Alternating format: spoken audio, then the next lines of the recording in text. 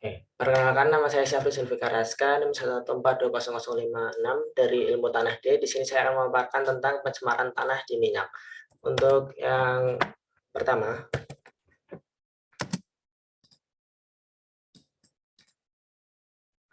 untuk yang akan kita bahas itu ada tiga, yaitu yang pertama ada dari pengertian tanah itu sendiri, selanjutnya ada dampak dari pencemaran tanah, dan selanjutnya akan ada metode penanganan dari tanah yang tercemari oleh minyak tersebut. Terus untuk pengertian dari tanah sendiri, yaitu menurut Setiawati pada tahun 2007, tanah merupakan media untuk pertumbuhan vegetasi. Terdapat hubungan erat antara komponen tanah, air, dan vegetasi. Sedangkan menurut Peraturan Pemerintah Republik Indonesia Nomor 150 Tahun 2000 tentang pengendalian kerusakan tanah untuk produksi biomasa, tanah adalah salah satu komponen komponen lahan berupa lapisan teratas kerak bumi yang terdiri dari bahan mineral dan bahan organik, serta mempunyai sifat fisik, kimia, biologi, dan mempunyai kemampuan menunjang kehidupan manusia dan makhluk hidup lainnya.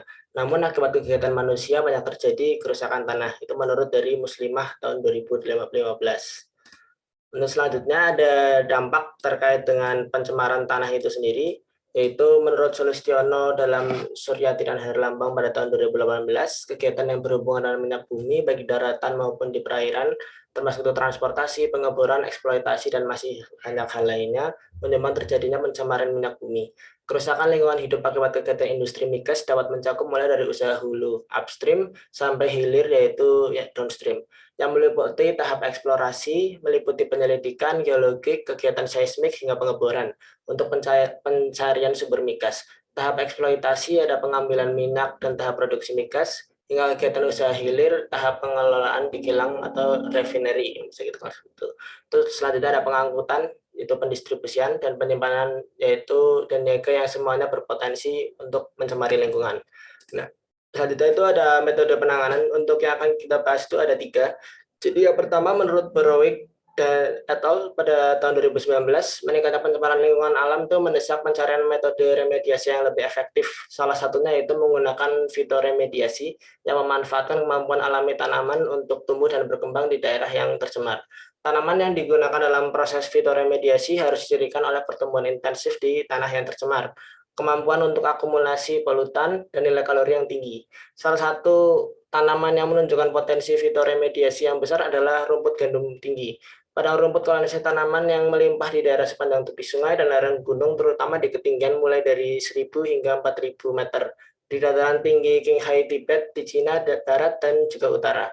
Spesies ini tuh tumbuh di iklim sedang, subtropis, dan subalp pada tanah yang asam, salin, basah, dan sangat tahan terhadap penyakit dan cekaman biotik dan abiotik. Hasil bahan keringnya berkisar antara 13 hingga 25 mg. Resistensi tinggi rumput gandum tinggi sendiri itu terhadap cekaman atau abiotik membuatnya berguna untuk remediasi tanah tercemar dengan produk minyak bumi.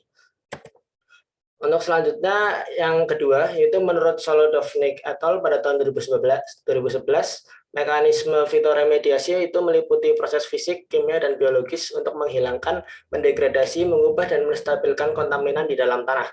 Degradasi mikroba dianggap sebagai mekanisme paling signifikan untuk dekontaminasi tanah yang tercemar hidrokarbon.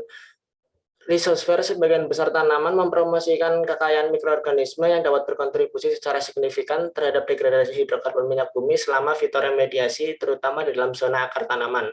Berdasarkan percobaan yang dilakukan oleh Solodovnik et al., vegetasi tanaman jagung pada tanah yang diolah dalam kandungan produk minyak 4,5% dengan adanya LSI mengakibatkan penurunan kandungan produk minyak yang signifikan secara statistik dibandingkan dengan tanah awal yang tidak ditanami dan tanah yang tidak ditanami setelah eksposisi untuk durasi percobaan yang sama. Dalam hal kandungan produk minyak dalam tanah sebesar 2,6%, semua tanaman yang tumbuh dengan adanya kedua aktivator menunjukkan efek penurunan yang signifikan secara statistik.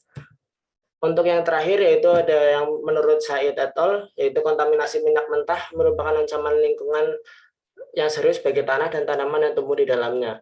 Biochar memiliki potensi biostimulasi untuk remediasi tanah yang terkontaminasi minyak mentah. Penelitian yang dirancang oleh Said et al. Sendiri itu menganalisis dampak biostimulator dari biochar untuk remediasi tanah yang terkontaminasi minyak mentah dari 10% dan juga 15%. Dari pertumbuhan jagung di bawah dan juga untuk pertumbuhan jagung di bawah kondisi rumah kaca. Inkubasi tanah yang dilakukan itu selama 20 hari. Hasil analisis tanah menunjukkan bahwa efisiensi degradasi minyak mentah biochar itu sebesar 34%. Hasil penelitian itu menyarankan potensi biostimulating biochar untuk degradasi hidrokarbon di tanah yang terkontaminasi minyak mentah dan efek stimulasinya pertumbuhannya pada jagung.